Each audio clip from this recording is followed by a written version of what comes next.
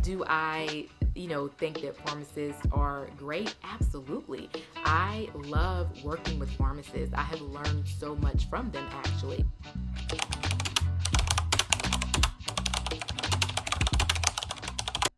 Hey y'all, glad you came. I'm Monique. Welcome or welcome back.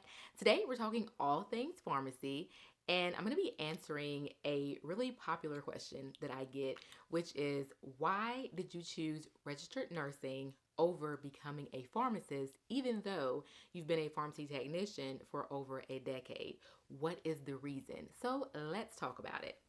All right, so there are several reasons why I chose registered nursing over becoming a pharmacist. However, there are very obvious reasons that I want to share here. So, the very first thing about being a pharmacist is desire. Now, when I say desire, the thing about it for me is that I have never had the desire to become a pharmacist. Although I have worked around pharmacists for years, I never wanted to be one. I appreciate the work they do. I appreciate their knowledge they have shared with me over the years, but I just don't have the desire to be a pharmacist. I do not want to do what they do, right? So that's the first thing. The second thing is a pharmacist, if you don't know this, especially here in the United States, a pharmacist is someone who has to have an actual PhD.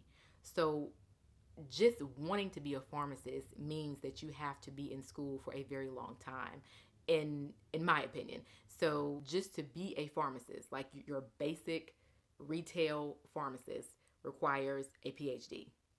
You will be a doctor at the end, okay?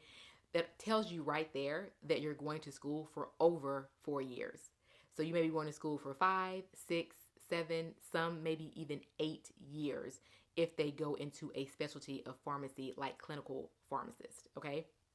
So there, right there is a lot of time and effort that is put into that degree. So just know that.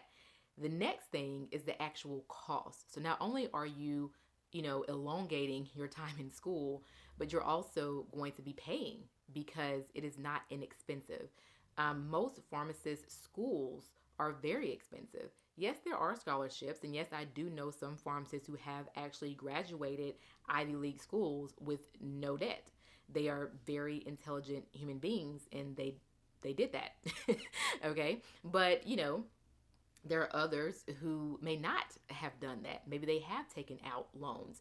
It's not to say they're not smart. Maybe they just didn't have the means to know how to get the scholarship. So, what I'm saying is, it's very likely that you will have to be paying a lot of money to be in these schools for a long time, therefore, coming out with 5 to 6 digits worth of student loan debt. And again, I work with pharmacists and I know this to be true.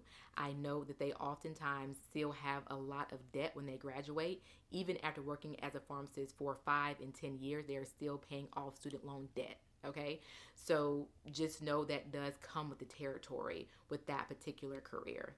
All right, so those are the obvious three reasons. I don't want to be a pharmacist. Um, I do not desire to be in school for pharmacy for 6 to 8 years. And also, I do not desire to have a very heavy load of student debt. So, there you have it. Those are the first three reasons. Now, do I, think that pharmacists are great? Absolutely. I love working with pharmacists. I have learned so much from them, actually. But one thing about me, too, is that I really am someone who likes a lot of preventative measures. I know that eventually, we all fall short of being healthy because we're aging. This lifespan changes. However, you know, in the prime ages of your 20s and your 30s and your 40s and even your teen years, I'm more of an advocate for preventing everything that we can, naturally speaking. So I love herbal medicines, I love natural remedies. These are not things that pharmacists really learn a lot about because a lot of their career and their education is focused around pharmaceuticals, okay?